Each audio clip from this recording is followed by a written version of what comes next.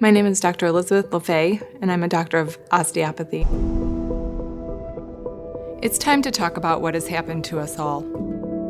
We are doctors, saying what tens of thousands of silenced medical professionals from all over the world have not been able to say.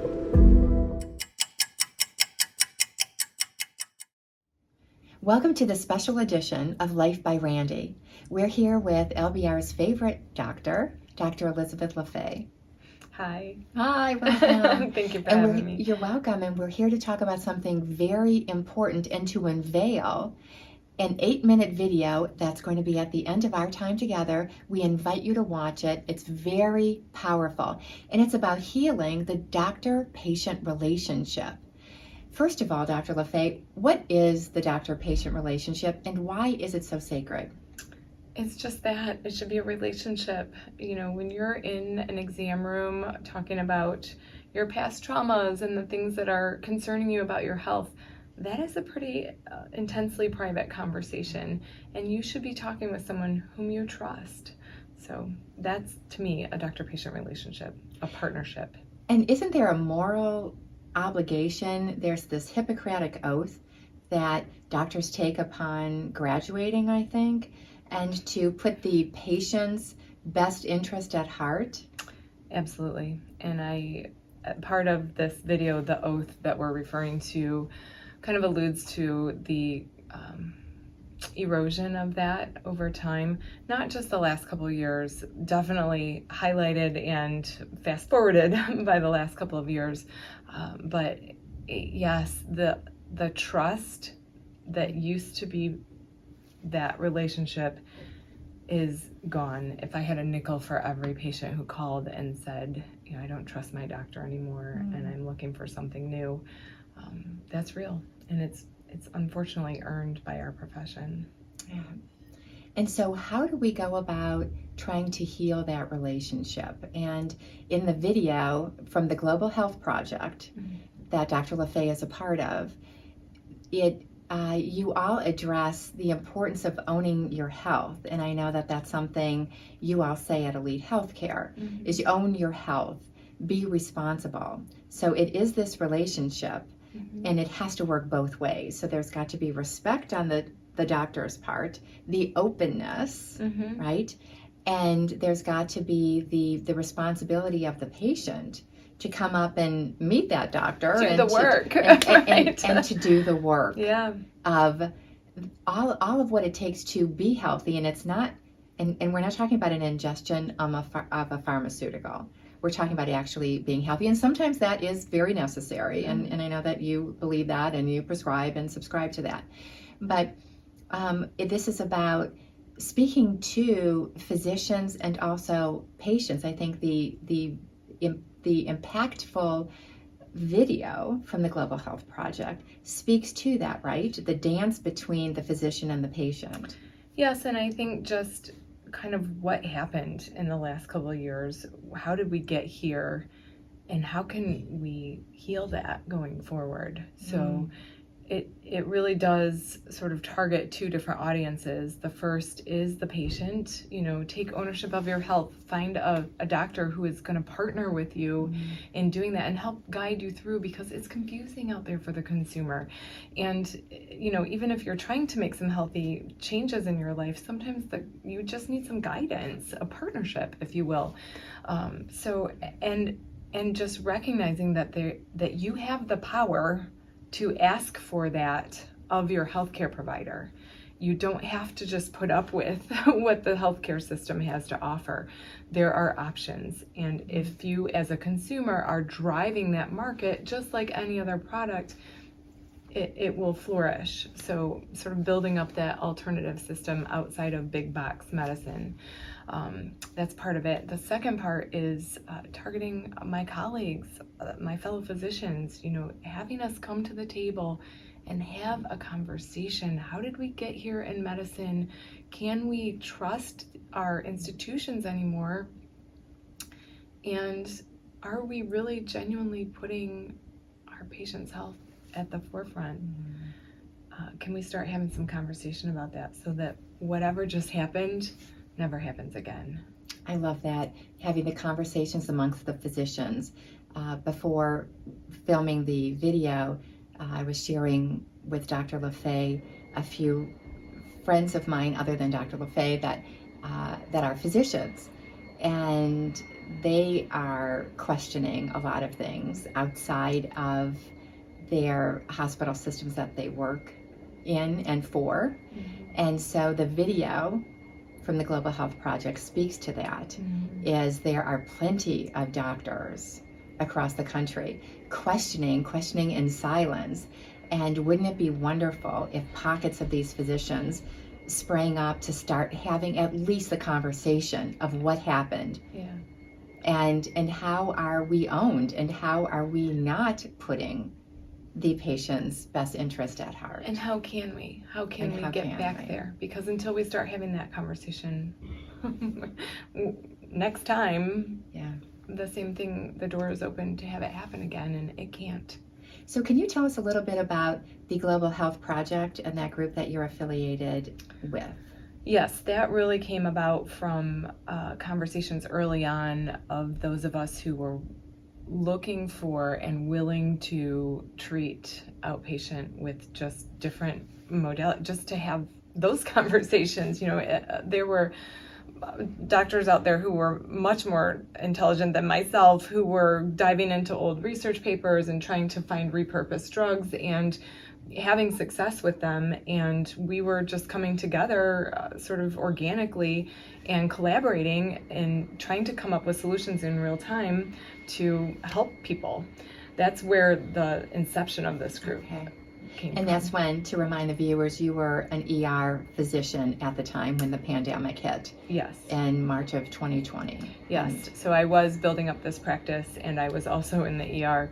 Probably could have really come into this practice, 100% at that time, but felt I had a skill set to offer humanity and decided to stay for some shifts in the ER. And so because of that, I was able to have the unique opportunity to see everything from two vantage points on the front line.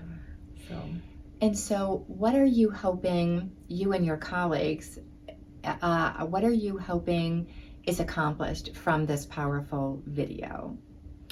Just that patients hear it and look for something different that they can trust is out there and will be more available if we all start demanding what we deserve.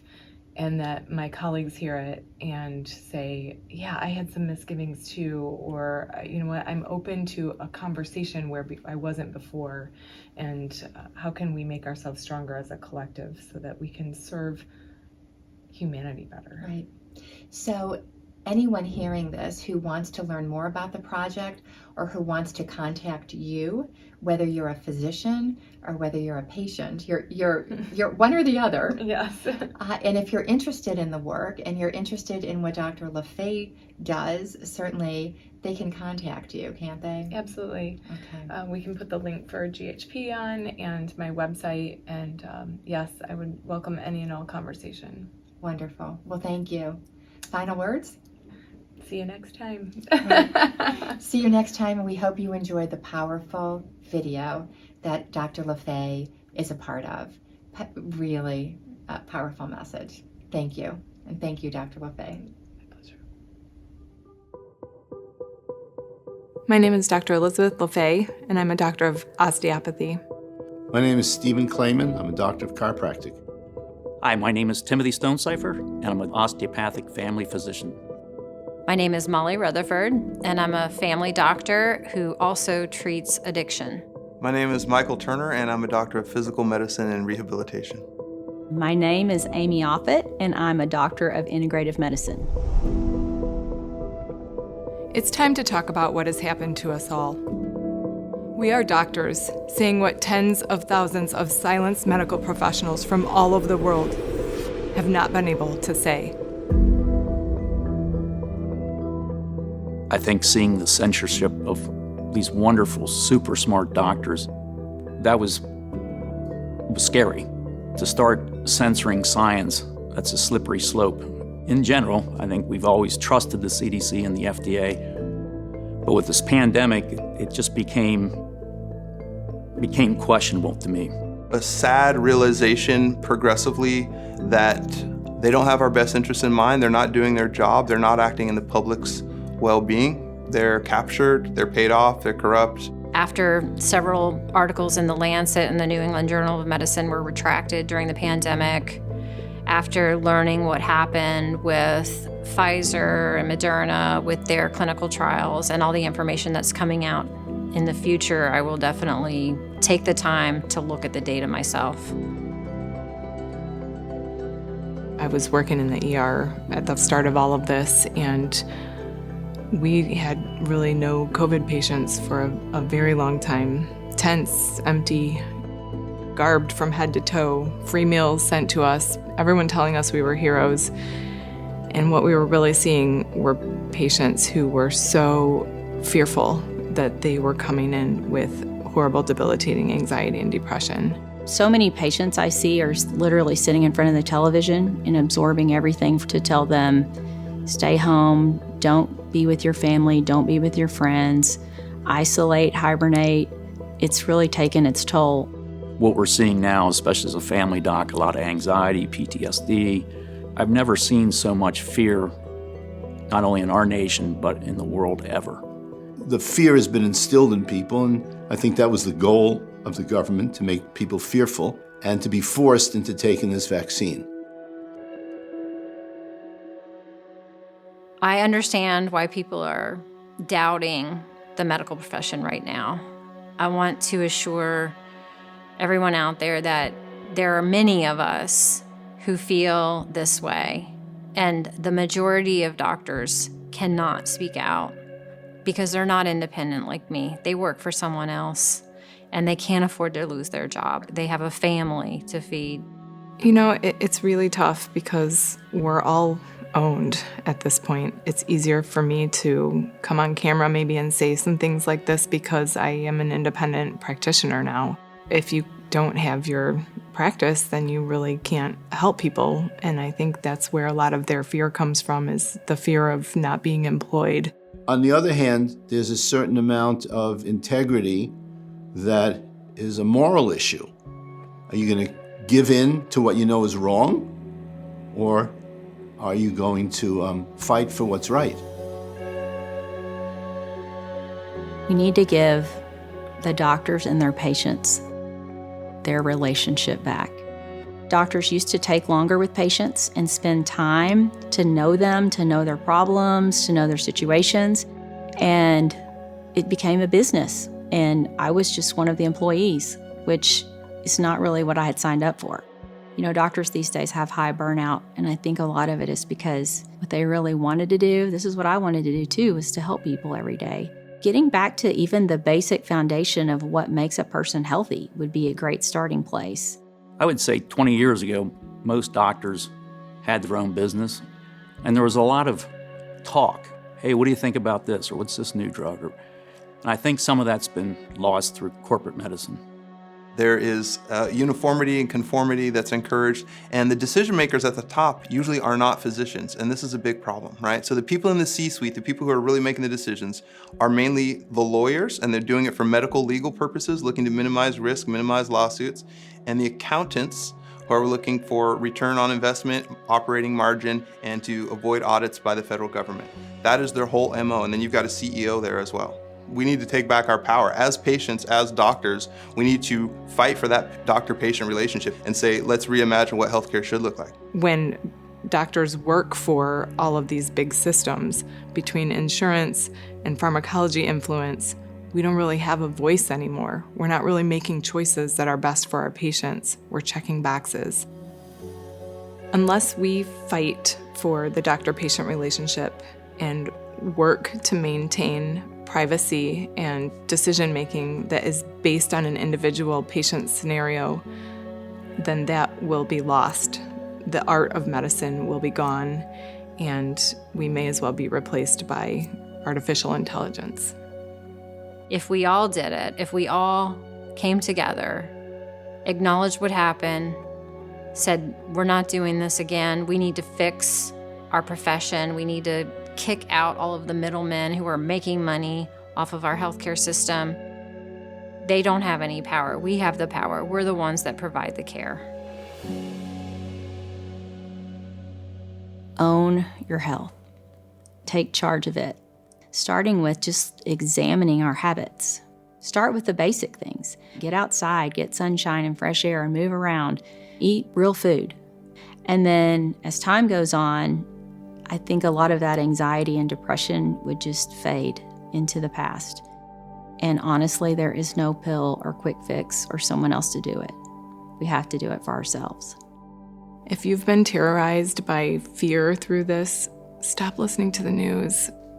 Start focusing on faith and just talking to people around you. We've lost our connections. We're all feeling connected through online communities, but that's not ever going to replace having face-to-face conversation and having a hug. There's power in human connection. I think doctors who maybe did some things that they regret should come out and acknowledge what they did and assure patients that they're going to learn from it and change. I think that's necessary. Some accountability. And then I think we need the truth. We need to investigate why did all of this happen and how can we keep this from ever happening again? I believe the truth always prevails in the end. It always works its way out. It's like light that tries to get bottled up. It always just starts to break out and illuminate. And I see people coming together from all sides of the political spectrum.